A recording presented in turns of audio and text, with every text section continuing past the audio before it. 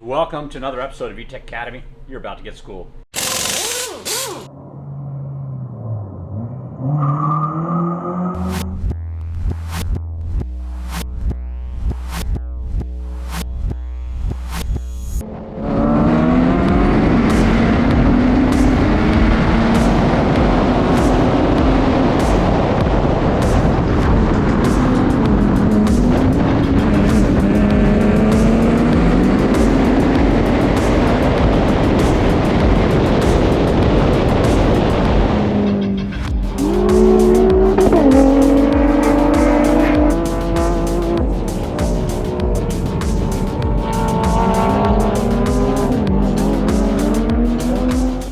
Weekend at the track gave us quite a lot of information.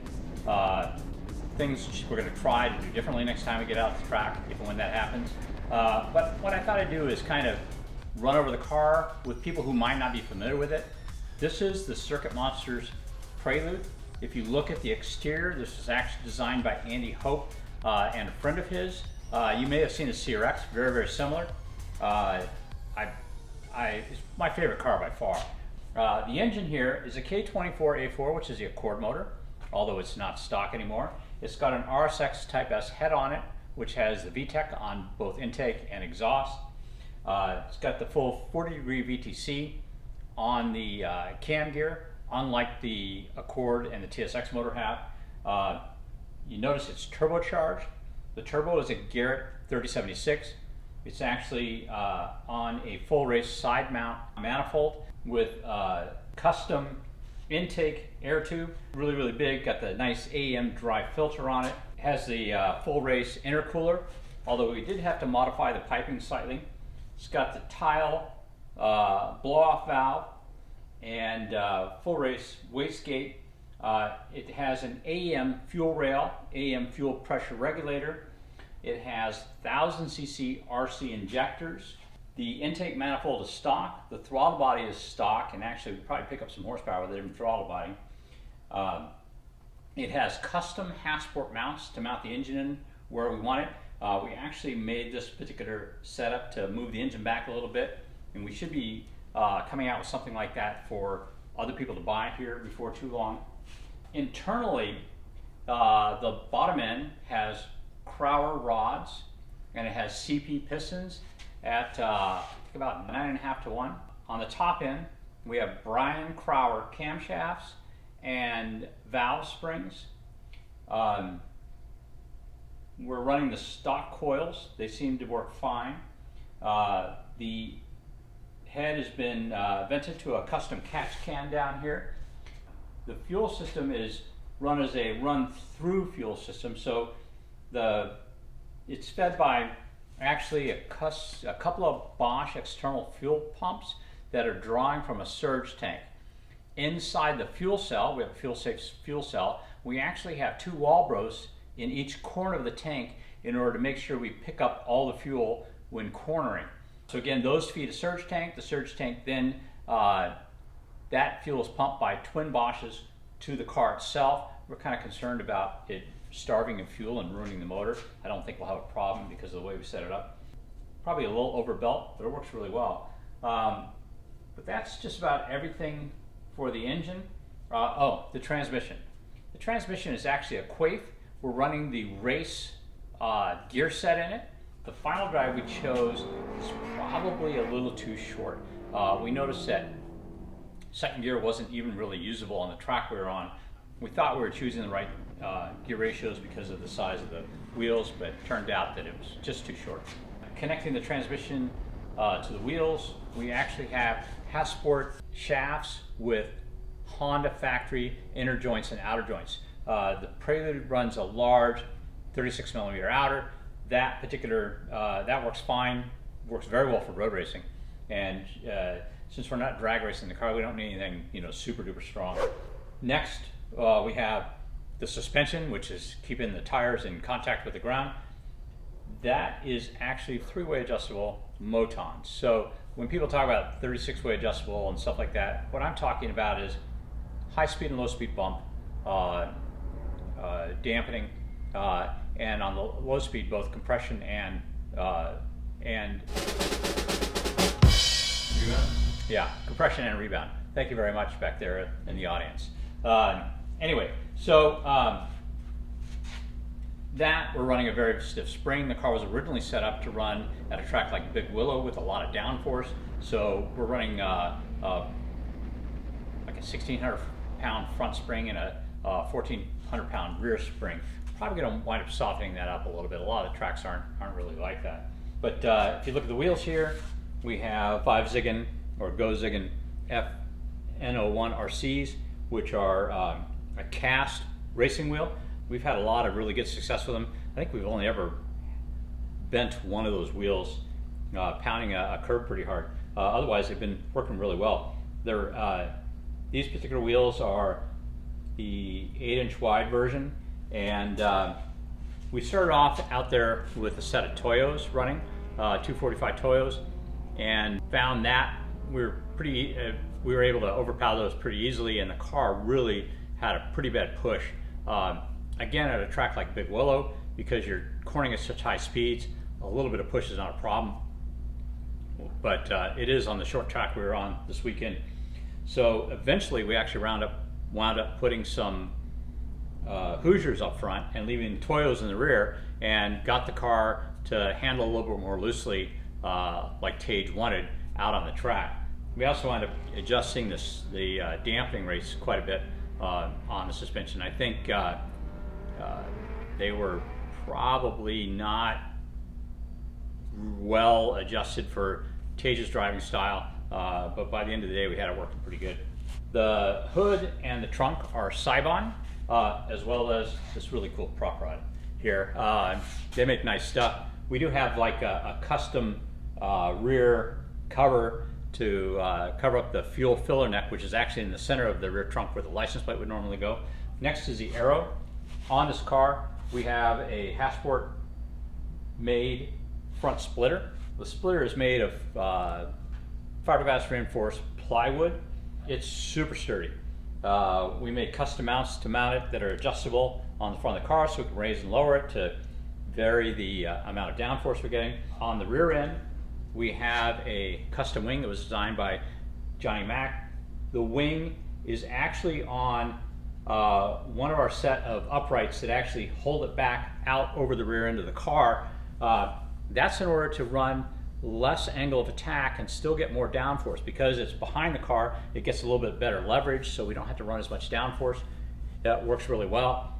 We also have a Hasport custom-made diffuser, and there's a bit of a flat tunnel that comes forward that covers where the fuel tank used to be, because there's a big gaping hole there because we have a fuel cell. The other thing is we have these really nice box side skirts, and that's to take advantage of the vortices that are coming off the sides of the car and the wheels to create a little extra downforce. And we actually set them up with a surface that curves underneath, so that if we ever decide to go to a flat bottom, we have an attachment point for that, although we haven't done that yet. Road racing a turbocharged car, you can imagine that cooling is actually a bit of a problem. We have kind of a very cool setup here. We have a CSF swap radiator, super wide, really works well. We made custom ductwork to make sure all of the air coming in through the front end is actually going through the intercooler, the oil cooler, and the radiator. Those are all up front. On top of that, we have 2 brake ducts that come in from the side to take air off the side and bring it back to help cool our brakes. It works really well. We have excellent air temps when we're racing the car, and the car is never overheated, even running it here in Arizona, where it can get really, really hot. But the brake ducting brings up another point. One of the problems we had this weekend was with the brakes. We're running a Willwood 6-pot front brake on a Fast Brakes rotor, and in the 2 previous events of this, we ran for full 20-minute sessions with no overheating problems whatsoever. Now, since, I should say the 2 events that I ran last. Since then, Keith and Doug had actually brought the car out, and apparently they had worn out the brake pads, and they took a set of brake pads that I don't know what they are and put them on the car, and I think that might be where our brake pad problem is. I think they might have put on a compound that was way too soft, and that kind of gave us our brake problems this weekend. When we go out next time, we're going to try and go back to the G-Lock brake pads we had on it before, which I think were a lot more effective, much better initial bite, and didn't seem to be affected by the heat nearly as much. On the back, we also have Wilwood. We have the single pot, small Wilwood rear calipers as well, again on rear discs provided by Fast Brakes. The bumper was actually a fiberglass bumper, kind of an interesting bumper. It had a lot of openings in it, you know what I mean? That was kind of the style with a lot of the fiberglass stuff. We actually heavily modified the bumper and closed off almost all the openings, including taking out the side marker openings and stuff like that, because we wanted just an opening basically for the radiator and not, you know, a lot of other, you know, air getting in the front end, because all it does really is upset the car by trying to find a way back out again. What I really like about this car is the interior. Just kind of looking around, this is all pretty much custom. We do have a Tilton hanging pedal assembly with dual master cylinders to adjust the brake bias. You can see over here we made this bracket to put the reservoirs off to the side, so if the things slosh around and drip, it doesn't drip on the driver.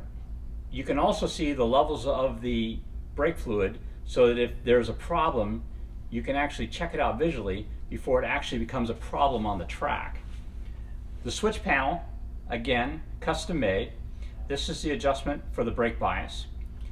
This is the on-off switch for the solenoid to disconnect the battery.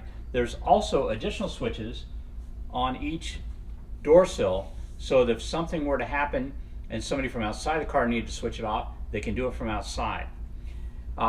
We have individual switches for each of the 4 fuel pumps. We have an ignition switch. We have another switch for the data acquisition, which is the aim dash. Then also one for cooling and lights. There's also Honda traction control, although I have to admit we haven't taken the time to set it up yet. Then we have right here, this is something I kind of skipped telling you. This is a gear indicator. It tells you what gear you're in. If you look at this gear shifter, it looks a little bit different from one. We're running a Quaife sequential transmission in this, and it works really, really nice. The way the Quaife works is every time you want to shift, you just basically pull on the gear shifter while slightly letting up on the gas. To downshift though, because we're road racing, we do use the clutch for downshifting. Now you might notice this blue knob here. This actually, when you want to get into neutral, after going down to first, you lift it, push it forward one more time, gives you neutral, lift it, push it forward again, it gives you reverse gear. But it locks it out so that you can't accidentally hit neutral when you're racing. The lowest you can go is first gear. Notice this kind of custom looking console with the Hasport mount mount cover. This was actually developed by Andy Hope. It's kind of got a Louis Vuitton kind of vibe to it, with all the different logos at different angles. And you might notice a bunch of extra wires up here. There's actually pressure sensors up here for the brakes to tell what the pressure is, so that you might do some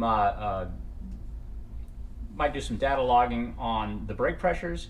It's got a fire system in it, just in case you burst into flames.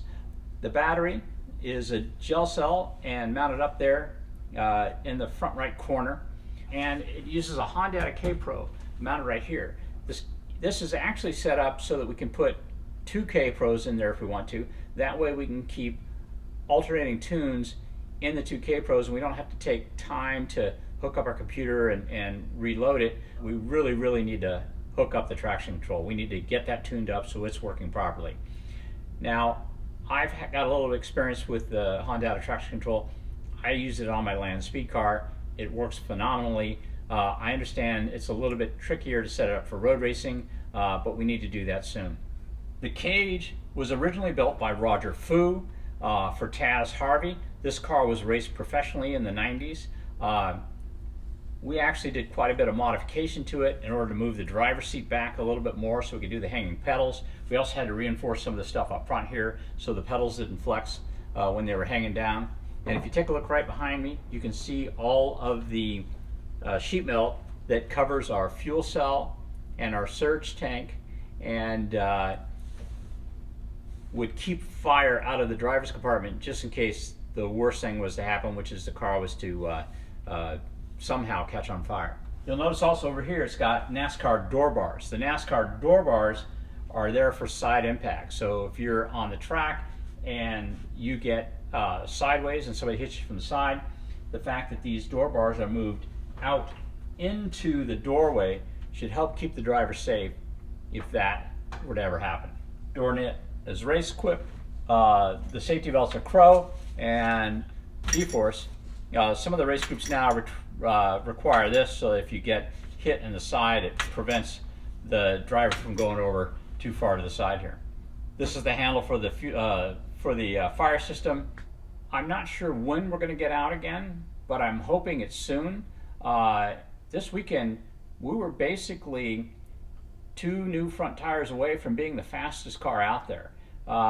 Had we had new tires on the front as opposed to the used Hoosiers we were running, the car would have been probably about 2 seconds faster, and that would have been saying something. But there's some other improvements we can make as well. We've got a lot of projects going on right now. Hopefully we can get back out to the track soon. Anyway, please, if you enjoyed this video, hit the like button and consider subscribing to our channel. Don't forget to hit the bell if you want to know when new videos come out. We've got a lot of projects we're working on right now, and it's going to be fun over the next few months. Thanks for joining us.